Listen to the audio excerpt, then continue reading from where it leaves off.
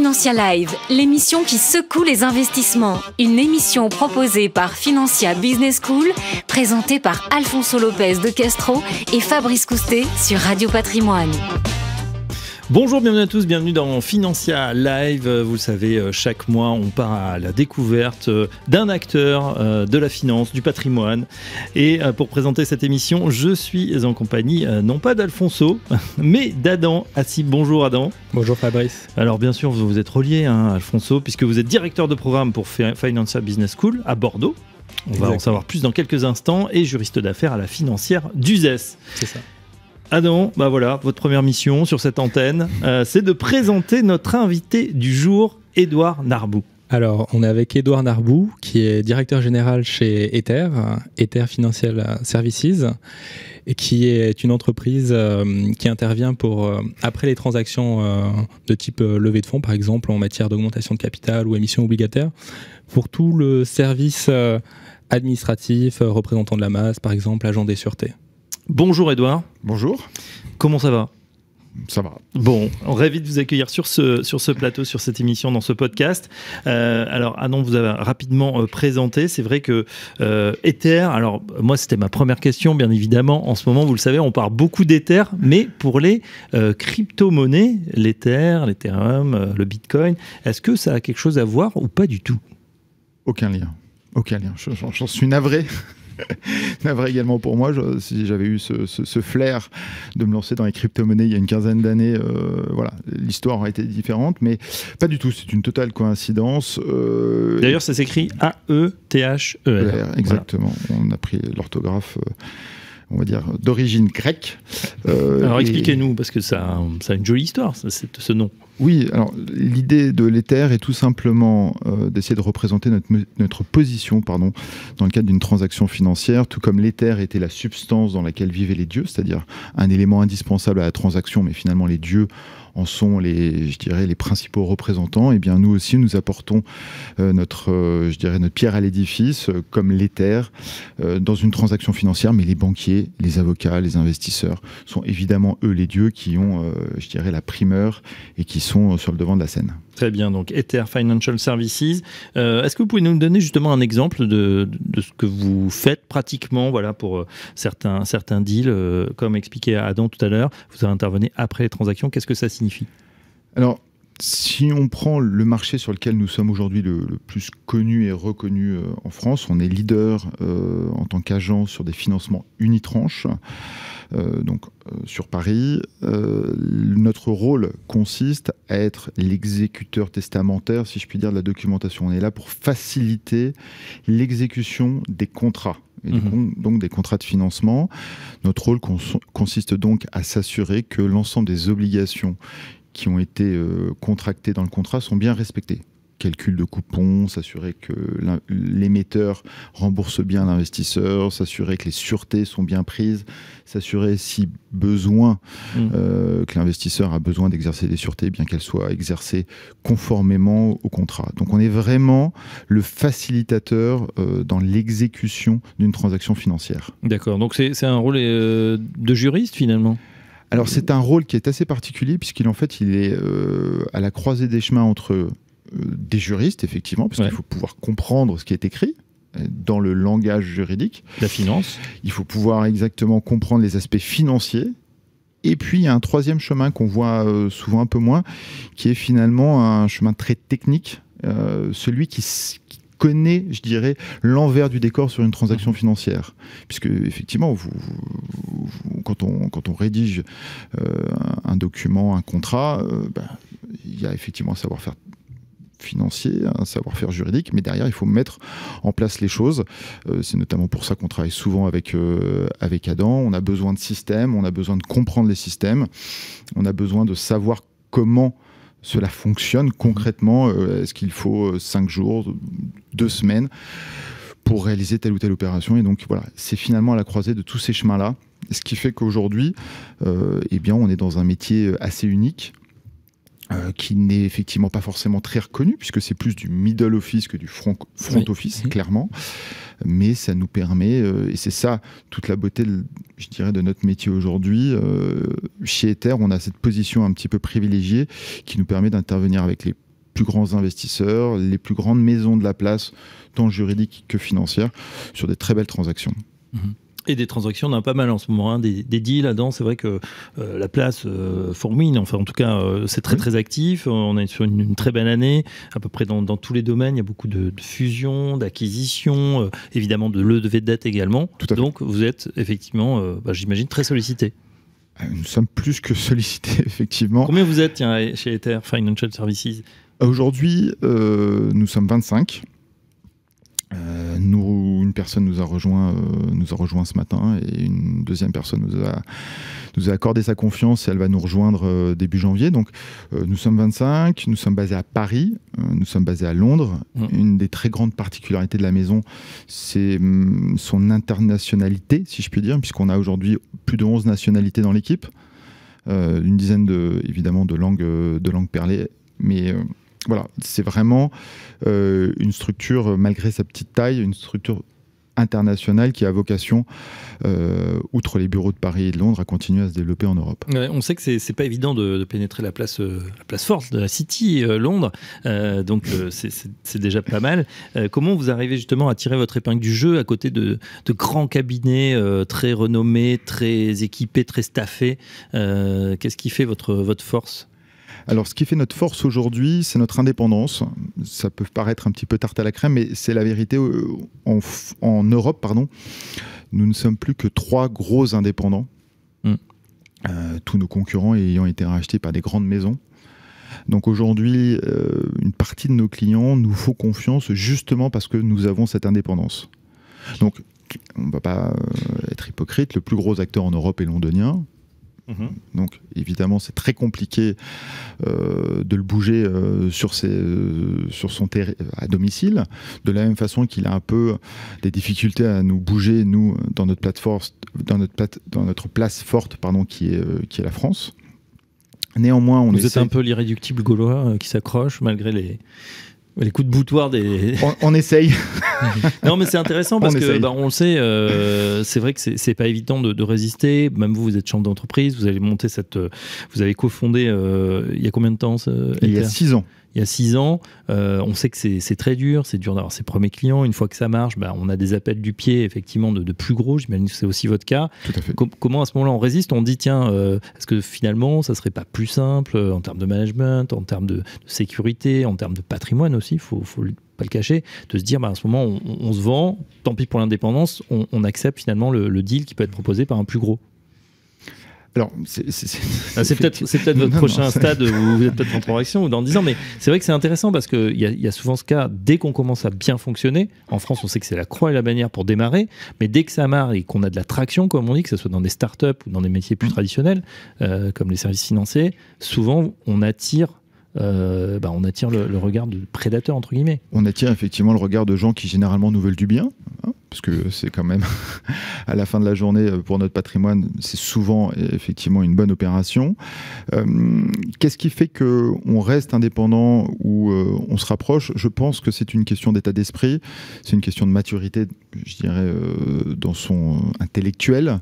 Nous avons constitué la société il y a 6 ans, alors c'était dans une cuisine, la mienne en l'occurrence. Aujourd'hui, voilà, on est 25 dans les 2 pays, on va ouvrir un autre pays très prochainement. On a plein de projets dans les cartons et donc en fait, je pense que c'est ça qui nous motive à rester indépendants. Si nous étions rentrés dans une sorte de routine, je crois qu'effectivement la douce musique du gros industriel français, anglais, américain, peu importe, forcément on l'entendrait différemment. Aujourd'hui, sirène oui, serait plus agréable à vos oreilles. Ok. Voilà. Aujourd'hui, on a énormément de projets, que ce soit au sein d'Ether, je dirais sur nos métiers historiques, que sur d'autres métiers que nous souhaitons développer chez Ether avec des aspects, je dirais, plus tech, fintech, legal tech. donc des extensions, donc des choses qui nous motivent et qui nous sortent un petit peu de cette lassitude ou cette petite routine qui aurait pu s'installer. Qui pourrait vous gagner, ok. FinTech, LegalTech, il y a beaucoup à faire, beaucoup d'entreprises qui se lancent, des montants records qui sont levés, et donc c'est tout le mal qu'on vous souhaite. Alors, vous le savez, Finance Live, dans cette émission, on aime bien s'intéresser au parcours, puisque Financial Business School forme les futurs, on l'espère, les futures pépites dans la tech, dans la FinTech, dans la LegalTech et compagnie, ou des métiers tout à fait traditionnels, mais en tout cas les futurs champions de demain. Vous, Edouard, justement, quel est votre parcours ? Un parcours assez, alors je ne sais pas si le terme classique correspond bien, mais en tout cas un parcours qui n'a rien d'exceptionnel, un bac S, je ne sais pas si ça existe encore, mais en tout cas un bac S à l'époque, une classe prépa maths sup, maths spé. Pas réellement l'envie de continuer du côté je dirais des fonctions ingénieurs, et c'était assez réciproque. Donc une réorientation. Maths sup, maths spé, c'est pas tout le monde non plus quand même. Oui, mais là vous êtes dit par rapport à certains qui en faisaient leur vie, leur vocation. Voilà, vous avez dit, exactement. Il y a d'autres choses qui me passionnent. Il y a d'autres choses qui m'intéressent plus, et donc je me suis bifurqué. J'ai rebifurqué, je dirais, vers une école de commerce. C'était à Montpellier. Ouais. Alors ça, par contre, je ne sais plus si le bac S existe, mais en tout cas, vous avez fait un DESS. Et ça n'existe plus. On dit maintenant le Master 2, c'est ça, Tout à fait. Vous corrigez. C'est ça. Qui vaut alors bac plus 4, bac plus 5, bac plus 5 du coup. Et DESS, bac plus... Alors, je peux vous le dire, DESS, c'était bac plus 5 à l'époque. C'est Master 2 aujourd'hui. C'est ça, exactement, ouais. C'est Master 2, en effet, tout à fait. Oui, c'est intéressant parce que Ether, c'est une des rares entreprises qui arrive à cumuler et à mêler les deux compétences, les compétences juridiques et les compétences financières. Il y a une petite boutade qui dit souvent que les avocats savent pas bien compter et les financiers pas bien écrire. Et c'est un peu ce qui a boosté aussi l'activité des Big Four, entre autres. Alors justement, on va juste pour finir, avant votre question qui est très intéressante sur votre parcours, Edouard, donc tête bien pleine, mais du côté des maths, du coup, est-ce que vous saviez aussi écrire ? Ou est-ce que c'est cette surcouche là sur le DSS Business School qui vous a aidé, qui vous a propulsé, ou qui vous a dit tiens, j'ai envie de faire autre chose? Et c'est effectivement à peu près ça. Ça m'a ouvert des champs d'horizon que j'avais pas forcément en tête, effectivement, en quittant l'aspect où c'est vrai qu'on a la tête faite de chiffres et de lettres grecques. Mais après, quand même, vous embrayez, vos premières armes se font chez Odo, c'est connu, qui n'était pas encore le gros groupe Odo, Meritem, BHF, mais c'était une très très belle maison. Très belle maison à l'époque. Courtage, après Kepler-Chevreux, bref, c'est quand même un univers très boursier. Est-ce que c'était une passion chez vous ou c'est une affaire d'opportunité?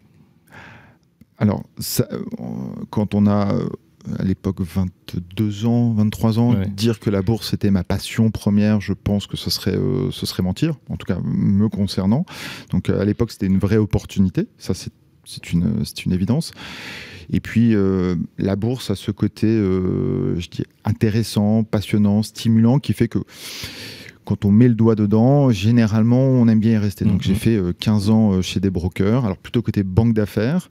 Donc, moi, je passais la partie de mon temps, je dirais, sur des aspects commerciaux et d'exécution sur des deals d'augmentation de capital, de public offer.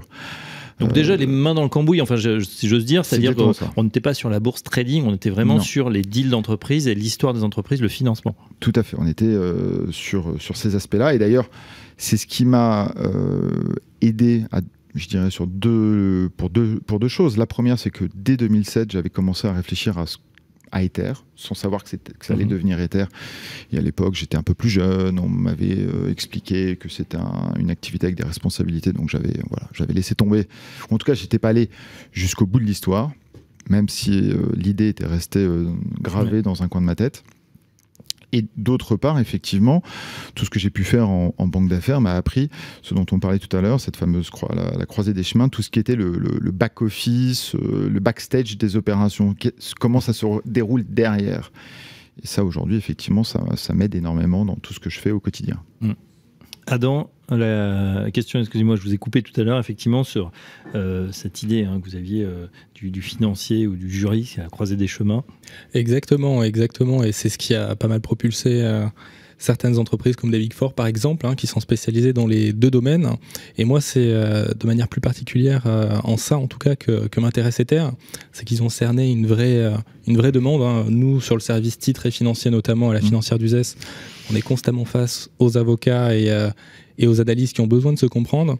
Comment, chez Ether, Edouard, tu gères, tu manages en tout cas ces deals, en tout cas ces opérations entre la partie avocat, par exemple, et la partie CAC ou analyse financier, listing sponsor? La question est de plus en plus simple. Elle était compliquée. Elle était clairement compliquée au début. Au début, quand on a commencé, tout à l'heure je parlais de la cuisine, effectivement on était 2, donc mon associé et moi-même, et on était au four et au moulin, et on devait, avec nos 2 expériences, nos compétences, réussir justement à jongler entre les demandes et finalement les exigences de chacun. Puisqu'un financier ne demandera pas les mêmes choses qu'un chef d'entreprise ou un DAF ou un avocat. Aujourd'hui, du fait du nombre de personnes composant l'équipe, on a quand même une chance, alors on s'est certes donné cette chance, mais on a une chance d'avoir en interne des gens qui sont véritablement issus du sérail service titre, des gens issus du sérail investisseurs, des gens issus du sérail juridique. Donc on est capable aujourd'hui d'avoir, pour chacune des questions qui nous est posée, quelqu'un en interne qui est capable de la comprendre, qui est capable de la digérer et qui est capable du coup d'y apporter une réponse. Et si cette personne n'est pas capable d'y apporter une réponse, de trouver la personne chez nous qui est capable d'y apporter une réponse. Mais je suis d'accord, c'était pas au début.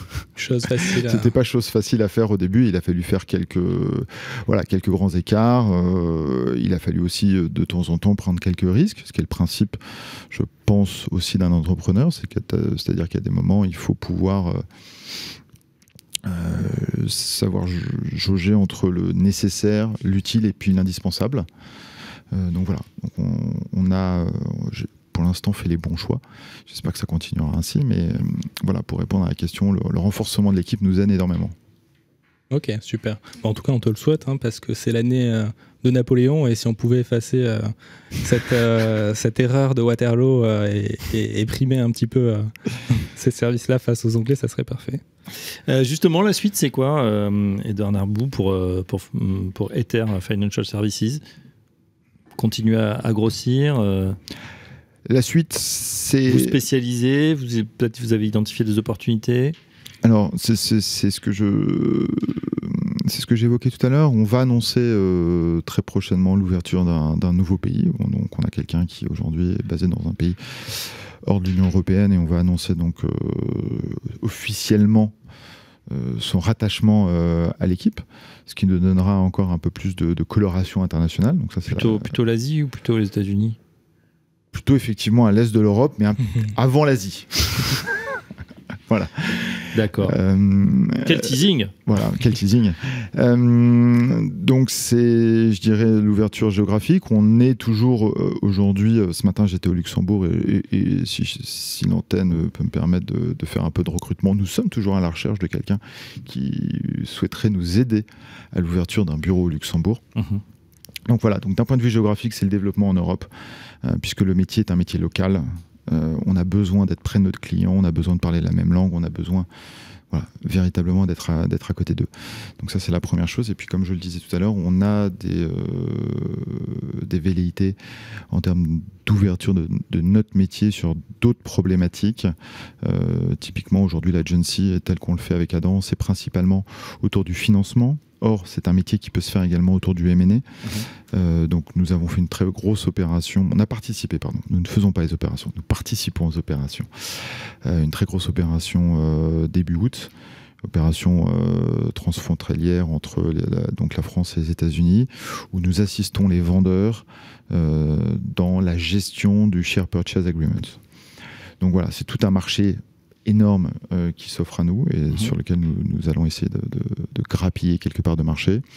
Et enfin, d'autres métiers, ce dont je parlais tout à l'heure, avec une connotation plus tech, legal tech, fintech, avec, je dirais pas des nouveaux projets qui sortent de nulle part, mais des projets qui sont inspirés de l'ADN d'Ether et sur lesquels Ether est totalement légitime. Très bien, écoutez, on en sait un petit peu plus sur ce beau projet. Merci Edouard Narbou, je rappelle que vous êtes le président et le cofondateur donc Ether Financial Services. Merci Adam Hassib qui lui juriste d'affaires à la financière d'Uzès. Et puis oui, on a un petit mot donc de Financia Business School, c'est ça à Bordeaux qui se lance, qui s'ouvre. Exactement, Financia ouvre une antenne en partenariat avec une autre école à Bordeaux à la rentrée prochaine, donc le 11 octobre exactement. Et en l'occurrence, c'est le master, le MBA Finance d'entreprise, Fusion, Acquisition et Banque d'affaires, justement pour former les professionnels de demain en matière de finance d'entreprise, ingénierie financière notamment, les analystes financiers. Donc c'est assez large, mais toujours autour de la finance d'entreprise, juste avant l'introduction en bourse et la cotation des titres. Donc, Edouard, vous viendrez voir les étudiants, leur expliquer un peu votre métier, peut-être recruter des nouveaux talents. Avec plaisir, je fais déjà des interventions à Montpellier, une de plus à Bordeaux, aucun problème. Et voilà, c'est vrai, le savoir, c'est fait pour être partagé, et si c'est en présentiel, comme on dit, en vrai, c'est encore mieux. Merci à vous deux, je vous souhaite une très bonne journée, on se retrouve très prochainement pour un nouveau numéro de Financia Live. Financia Live, une émission proposée par Financia Business School, à retrouver sur le site et l'appli Radio Patrimoine et toutes les plateformes de streaming.